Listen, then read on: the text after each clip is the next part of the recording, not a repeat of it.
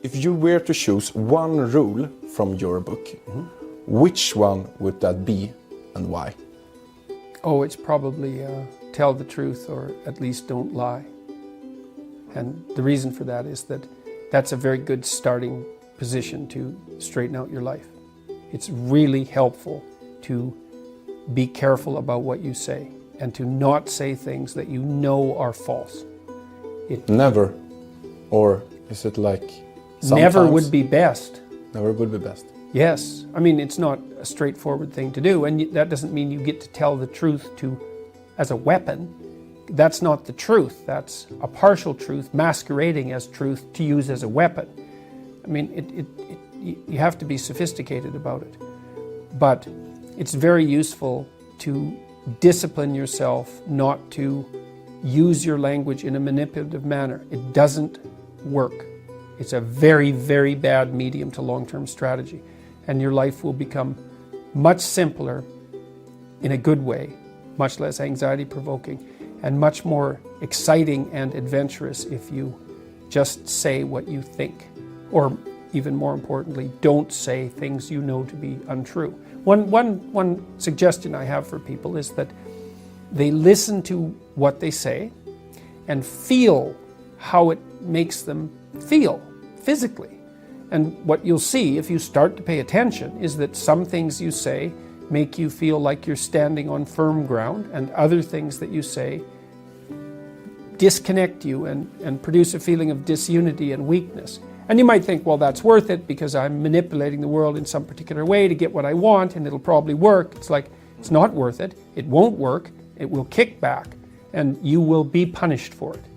So one of the things that I've learned as a clinical psychologist, which is actually quite a terrifying thing to learn, is that it's terrifying when I think of my own life. I've never seen anyone get away with anything, ever. Okay. Everything you do that you know to be wrong will absolutely come back and haunt you, and usually in a magnified way. And so it's very useful to know that and to be terrified enough of that so that you become careful with what you say. And how is that possible? Well, I don't know if it's possible perfectly, but you can always chase an ever-receding goal. I mean, you can certainly not lie. That's possible. Yes. I mean, the reason I used that formulation in the rule was because, well, you can't exactly tell the truth because you're ignorant. There's lots of things you don't know. You have your blind spots and your biases, even if you're trying to work against them. So telling the truth, that presupposes you know the truth. You can strive towards the truth. I don't think you can know it, but you can certainly know when you're about to say something that's patently untrue by your own definition, and you can certainly not do that. So, and that's an excellent place to start. It will, if you do that for a number of years, your life will change radically and positively. I'm going around everywhere I can, suggesting to people, for example, that they adopt more responsibility and that they try to develop a vision for their life and that they try to tell the truth.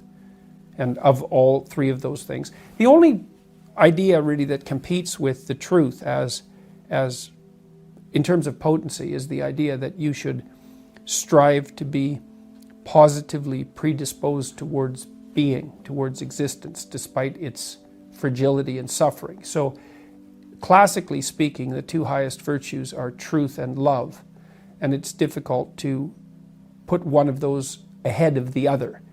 Love means something like hoping and striving for the best for things, despite the fact that they're inadequate and damaged and perverse and often malevolent. And that's part of, say, love your enemies, is, well, what do you want for your enemies? Well, you might say you want their defeat. Maybe you want their violent, painful defeat, but it's better to want their transformation. It's better in all regards to want that and to hope for that and to act towards them in a manner that might facilitate that. So, and that's part of that courageous attitude towards existence that would manifest itself in positive regard for living things, especially for people. So truth in the service of love, that's the right ethic. And it's hard to talk about those things, especially love, because the word has been weakened by misuse, which is why I offered the definition I offered. It's like, it's an attitude of courage to want the best for life, because life is very cruel and harsh, and it's easy to become turned against it and bitter. And there are reasons for that, but it's not helpful. It's wrong, despite the fact that there are reasons for it. Bitterness is of no utility. So even though, I've met many people who've had very, very hard lives, and to see them become bitter is not a surprise. But there's no utility whatsoever in it. All it does is make it worse. So grin and bear it, so to speak. And that's part of aiming upward. And it is an attitude of courage, a voluntary attitude of courage. And truth serves that goal best. So how could it be otherwise? You can think about, you have an option. You can either have reality on your side or against you. If you abide by the truth, then you have reality on your side. You have reality against you. It's like, you think you're going to come out ahead in that dispute? You only think that if you've developed a certain amount of arrogance, which is also another very dangerous thing. I can get away with it. It's like, no, you can't. You are so outmatched by reality that there's no contest. What makes the difference between people who can succeed and can't? Oh, there's a lot of differences. I mean, it takes a lot of rare traits, generally speaking, to push you in the direction of success. It also depends on what you mean by success. So we could do this two ways. We could go after classical success. Discipline, that's extraordinarily useful. Intelligence, that's very useful. The marriage of those two, I mean, if you have two people who are equally intelligent and one works twice as hard as the other, then the one who works twice as hard is much more likely to be successful. Creativity is another useful attribute. Reciprocity, the ability to reciprocate, that's unbelievably useful. Almost all the people I know who are successful have very broad, well-functioning social networks. So even if they don't know how to do something, they know someone who knows how to do it. And they've maintained their relationships with those people, and they've done it with integrity. So they're trusted. So they have a network of trusted people around them who are highly competent. And so there's an ethical aspect to that, because you don't gather a group of highly useful people around you to trade with unless they trust you.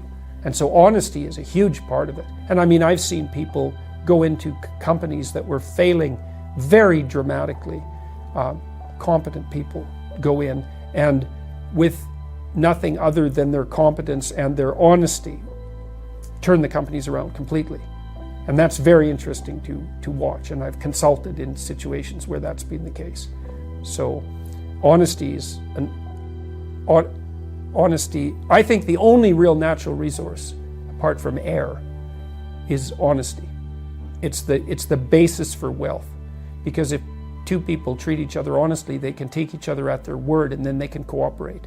Otherwise, like if I can't trust you, God only knows what you're up to.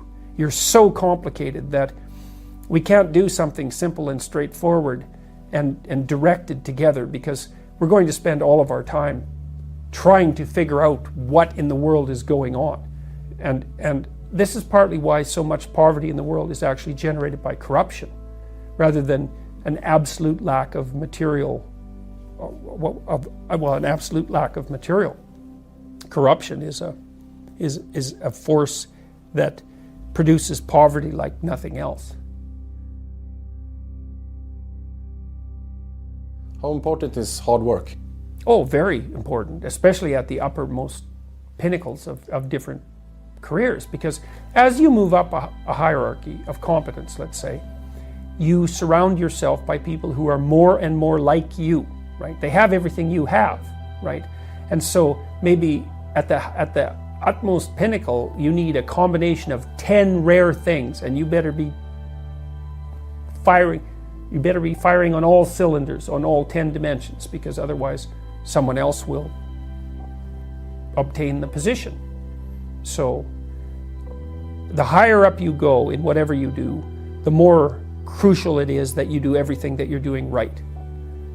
People get taken out. You know, you see people very frequently, entertainers, for example, very, very talented people, and disciplined even. And, you know, and very social, too. Social, sure, exactly. And they have a drinking problem, for example, and they're done. They're done. It takes them out, often when they're 27.